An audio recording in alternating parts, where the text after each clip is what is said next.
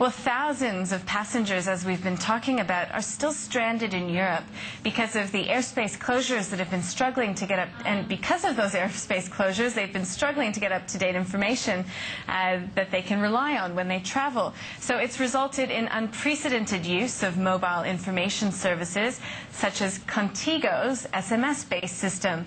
Joining us now in the studio is George Freney. He's conTgo's Australian country manager.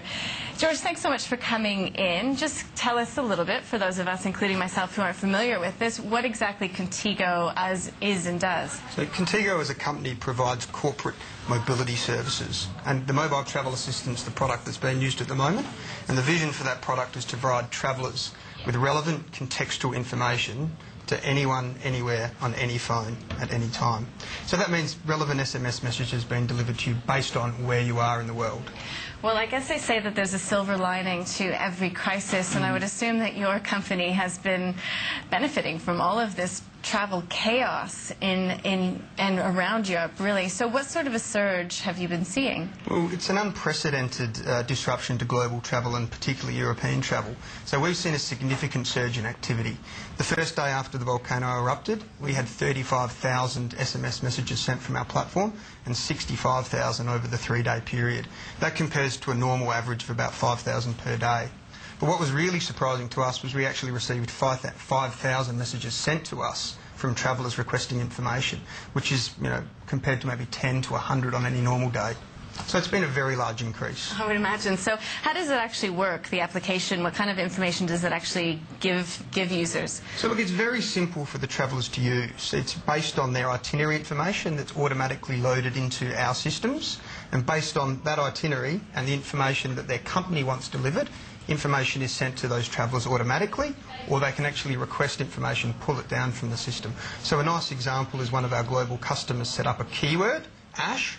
So if any traveller sends the word ash to the system, they get a response which is directed to the specific place they are. So it's a different response for France versus UK, with up-to-date information about what's going on with the crisis. Have you been struggling at all to keep up with the demand that's coming? No, we've actually met the demand very, very well. Our technology systems are robust and have met the increased demand on our service. And as a mobile-based solution, we haven't had any issues with broadband connectivity or anything that's actually put a dampener on it. So, we've performed very well. So how then do businesses or companies that are using this application really sort of benefit from it? So look, we're seeing benefits in a number of areas. Three. One is traveller experience. The second is reducing the cost of travel, and 3 is the security and the risk management aspects of our product.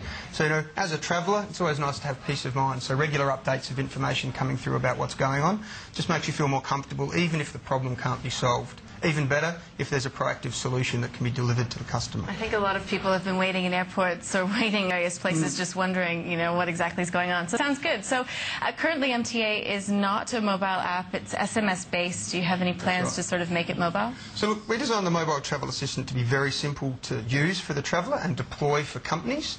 So SMS is a ubiquitous platform that every company and person can use. We are looking at mobile applications down the track, but it's a complicated space. There's Blackberries, iPhones, smartphones, but inevitably we will do that in the future. So what else, or how else could you evolve this sort of technology? Well, we're really learning a lot about how our technology can be used at the moment. So, we're getting unprecedented learnings across the globe about how people have been impacted and what benefits we can bring to travellers and companies. So we're going to feed that back into our system and, put it into our development roadmap over the coming months. We've actually come up with a new product in the last few days. We're calling the Mobile Communications Assistant, which we're using to help manage large groups of travellers on the ground. So, there are hundreds of thousands of people who are having to catch buses now instead of planes. That's very hard to manage for a travel agency. So our product is going to help them manage that situation. And how has the response been to this type of technology from airlines, from the travel agencies, and all those sort of related industries? We've seen a very good response from the travel agencies. They are starting to see real value in the product as a result of this incident. So we're seeing a lot of travel agent customers in Australia and in Europe sending a large number of broadcast messages out and alert messages. So they see a huge amount of value in decreasing the operational complexity of dealing with an incident like this.